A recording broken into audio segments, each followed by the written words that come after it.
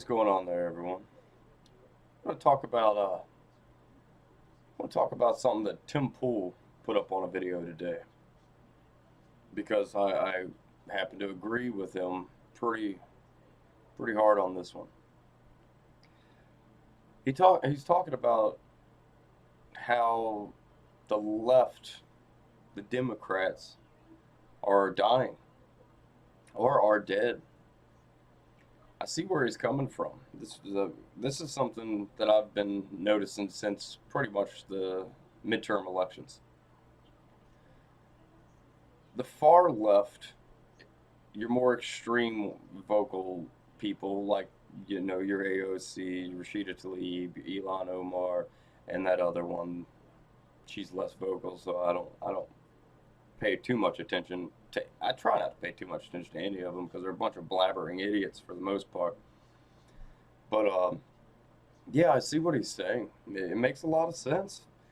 I think a lot of even my Democrat friends in my area, the Democrats are still rather conservative. They're more center left than I know a few far left people. I don't really speak to them much anymore because their brains have turned into mush. They're the woke crowd. I can't even joke around anymore because they find everything so offensive, this, that, and the other. It's like, oh, give me a break. I'm just not going to hang out with these people no more. But that right there in itself, in small town America, old Prince George County, shows the divide within the left. You can see from numerous graphs that if I can find them, I'll try to link them in a video or whatever. But I'm gonna link Tim Pool's video in the video too because I think everyone should take a look at this particular video, whether you like Tim Pool or not. It makes a lot of it makes a lot of sense, and from a right wing perspective, my perspective, it does the heart good to see someone on the left realize that the left is falling apart at the seams. You know, another thing he mentioned that was real interesting to me is Europe, the European left, and how our left seems to be trying to go more European left type. And that's not good for nobody. The European left, they are full on globalist. And globalism is not good. Now, this is an area where me and Tim Pool will very much so disagree because he believes globalism and globalistic ideals are the future. I disagree. I disagree wholeheartedly. Globalism is a terrible thing. There will never be a, just a globalistic earth where everyone just gets along. It can't happen because traditions, customs, and morals, they're all different around the world. I mean, look at what the Dalai Lama just said. And now even the Dalai Lama is being called a far right nationalist Nazi by some left wing organizations because he was talking about the migrant problem in Europe. And he was telling these migrants, you need to go home. Europe is for the Europeans. Sweden is for the Swedish. The UK is for the British and Irish, Scottish, whatever. But yeah. So even the Dalai Lama himself, one of probably the most peaceful people on the planet, is being labeled a far right extremist because he says something that's commonsensical. Why are all these people leaving their countries in the first place? Why aren't they trying to stay and make their country better? That's a leftist type of thing for me. Like, does that make sense? When your country's in peril, fight for your country, people. That's what you do. You don't leave. You don't leave at all. I wish there was a lot of left that said when Donald Trump got elected, they would have left, but they didn't leave. Why? Because they know how great America is, and They've traveled and they know the rest of the world's not as good. But they'd probably like it in some of those worse off places. Places where you don't have free speech, like Canada, um, England. A lot of these places that people are always like, oh, we should be more like these people, this, that, and the other. No, because they're less free than us. People don't get it. But I have a feeling we're gonna start losing some of our freedoms if we're not, excuse me, if we're not careful. But yeah, especially free speech. That one's getting attacked all the time. We really got, with this big tech censorship and all that stuff. We really got to take a look at this. That was cool that they did a big tech summit yesterday, but I wasn't really impressed with it. I wasn't really impressed. I think they should have had a lot more speakers. They should have not cut the live stream off while people were still speaking. That was very upsetting because I was trying to check that out. But that's neither here nor there. The thing is the left is dying, if not dead already. You could see it through the infighting with Nancy Pelosi. She is supposed to be the Speaker of the House, the leader of this group, and her little her little flock. There's a small group of them that just keep going away from the rest of the flock because they're extremists. And you know who I'm talking about with the AOC's, Rashida Tlaib's, Elon Omar, and more. Well, there's one more, but I can't ever remember her name. She's not that important. None of them are that important.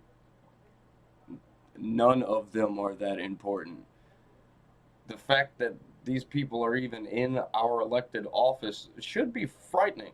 It's not a good thing to have extremists in your government. You're giving extremists power. These people aren't that bright. Have you ever heard them speak? I know I'm not a good speaker. Never claimed to be. I'm a country boy from Prince George, Virginia. Never claimed to be a big speaker. But I do like talking to people. I do like trying to convey my points to people and getting their feedback because sometimes I get my mind changed and stuff like that, and that's progress. That's a good thing when you can have productive conversation, productive debate. I like that. I think we've lost that. We've really lost it in our government. We lost that. They don't have productive debates. They turn into a pissing and moaning match or a tweet war where everyone wants to say negative things. They don't want to talk about outcomes and how we can get to a good outcome that'll benefit everybody. They don't do that no more. Bipartisanship is practically dead because of a few. There are a few people that just refuse to do anything right. Case in point, you got AOC sitting here just moaning and crying and throwing out false information about the humanitarian crisis. Yeah, yep. They always say, "Oh, it's a manufactured crisis." You're right. It is a manufactured crisis. It's manufactured by the left. That's what this is. Trump has been trying to get funding for this, that, and the other. Yes, I do completely agree with a lot of people when they say, well, Trump had 2 years where he held pretty much all the power. The Republicans held all the power. They should have got more done then. I agree. But I get why they didn't in some ways, because can you imagine the the fervor that would have been coming from the left if the Republicans just started enacting everything they wanted to during that 2 year period? Can you imagine that? It would have been insane, and who knows what would have happened. I think the midterms would have been way worse if the Republicans took the first 2 years and did that. We would have probably lost a lot more seats because it would have looked very, very I can't think of the word I'm looking for. It would have just looked bad if we just ran through everything and did all this stuff. But we should have done more, yes, especially when it comes to the border. But yeah, this was a manufactured crisis when it came to the border, and the Democrats manufactured it. They they they've purposely done everything possible to obstruct on anything to do with the border. Alexandria Ocasio Cortez herself sits there and complains about the humanitarian crisis, uh, how these centers are no good. She likened them to concentration camps, which, my God, these are detention facilities. They're not concentration camps. There are big differences with concentration camps and a detention facility. You should be a lot more wise considering you're a member of Congress, AOC. Do your history. Don't just listen to what you're told because you hang out in a very internalized group that doesn't seem to know anything about anything factually. Y'all just make up stuff and run with it.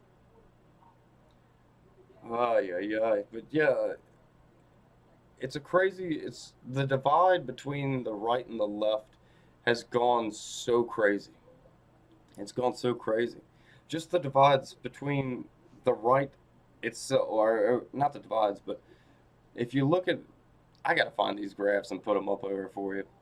But if you look at the right has stayed fairly moderate right, you know, a little further from the center than we used to be, but still centralized. Then you look at the left, and the left, wow, the left, it's just it's crazy. It's crazy. There's a graph I'm gonna hopefully be able to put up on the screen here, and I'll show you what I mean. It's insane. The the bell curves are crazy because there's not a the bell curve on the right stays nice and does its thing. The left is like so spread out, going further towards the left that it's insane. Far leftism is just as bad as being far right. And you know what I mean by that. I hope you know activist far right and activist far left, and that's the problem with these progressives, these modern progressives, is that they are so far left. They're pretty much on the extremist side of the far left, and we voted. I didn't, but some people voted these people in. That's dangerous. It's very dangerous. It's dangerous to our country. It's dangerous to the world. We're supposed to be we're supposed to be number one all the time. We're supposed to be a, a country that other countries look to and say we want to be more like that. That's where we need to be, more like America, and that's something to be proud of. It's something we should have always been proud of. And guess what? It's hard to be proud when you have the left wing constantly dragging America down, calling America or Americans racist, bigoted, xenophobes, homophobes, this, that, and the other. Where are they getting this information from? Where are they getting this information from? Where are they getting that us on the right are these things? I'm not any of these things. I'm not racist. I don't care. And yet, well, apparently because I do agree and say that I am colorblind. I don't really care what someone looks like. But recently, the left come out and said, if you take that stance, you're racist, which makes literally no sense at all. When it comes to xenophobia and stuff like that, I don't care. I don't care. People could do what they want as long as they are not inflicting harm or anything like that. I don't care. They always want to bring up the Muslims. I don't care about the Muslims. Like I don't harbor bad feelings towards them. I don't like the extremists, You know, the ones who have tried to destroy that religion, I don't like them, no. There's a lot of things that I don't like, but it doesn't I'm not in a bubble like the left, you know? So I don't just say, okay, I don't like this, that, and the other thing about this particular situation, so I hate the whole situation. No, I will try to find the good in everything, and I will acknowledge the good that's in everything, because most things have good in them. But yeah, they kind of, I always call them hypocrites. I always call them hypocrites. I always say they're eating themselves, and that's what they are. They are hypocritical people that eat themselves at every chance they get. It's it's it's hilarious. From a person on the right, I find it disturbing but funny. Tim Pool also, in his latest video, he mentioned about how the American left and the European left are the parallels between the two and everything. And it is becoming more apparent that the left the left over here used to not be so globalistic in thought. Now they are. They're they're for open borders. We actually had two presidential uh, candidates go to Mexico to campaign. We have I believe it was a she might have been a mayor. I don't know what she was. Had another prominent Democrat from down south go over to Mexico to try to help these people figure out what they need to say, this, that, and the other to claim asylum. Well, these people, in my opinion, should be arrested for aiding and abetting in a crime because I don't think they realize it, but crossing our border illegally is a crime. And then you had Cory Booker walk them over here. Went to Mexico, went into Mexico, and walked them the I don't know what to call them anymore. I guess migrants or no, the illegal aliens. He walked them over here and got them put into a detention center. You know, these detention centers that are so horrific that they're willingly going to Mexico and bringing them to these detention centers. Yeah, the ones that are vastly underfunded and all this. And they say the supplies, they need more of this, that, and the other. Yes, well, I agree. You know, give if the people are going to be there, if they're going to be dumb enough to come into our country illegally and be put into a detention center, yeah, you give them toilet paper, some food. You know, you don't want to. We're not sending them to Club Med. They did break the law by coming here illegally. They're lucky they're not in a prison type situation, and they're not in a prison type situation. These places are not that bad. I want to know what the left thinks about American prisons and the conditions in American prisons. How about that? Let's let's focus on the American situation. Why are the left so focused on non-citizens? That seems to be all they care about now. It's the globalistic view. Look what happened to Europe and the European left with their globalistic views. They let in millions and millions of migrants, and it has destroyed Europe. I mean, Europe, some places in Europe don't even resemble Europe anymore. There are places in some of these countries that are literal no go zones for Europeans. There are slums in Paris where if you're not of African or Arab descent, you better not go there because you're going to be harassed or attacked. Sweden has these areas. I mean, all these places that have these open arms for these asylum seekers. Now look at them. They're falling apart. There's hand grenade attacks happening over there. Like all the time. It's become commonplace for explosions.